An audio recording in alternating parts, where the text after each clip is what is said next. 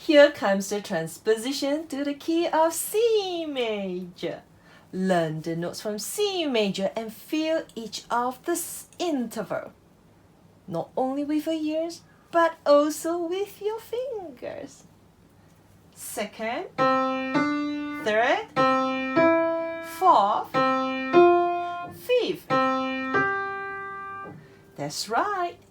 Next, take the challenge to play with different dynamics. Check your fingers when you are playing with different dynamics. When you are playing forte, raise your finger really high as if you're reaching the fourth story. 1, 2, 3, 4. 1, 2, 3, 4. Raise your finger really high. Play with high and strong finger. Forte.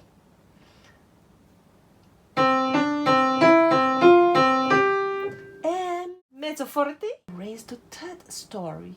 Raise it high and reach up to third story. Mezzo piano. Raise your finger to the second story.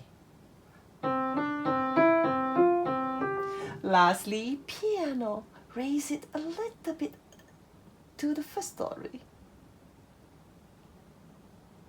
Not too high.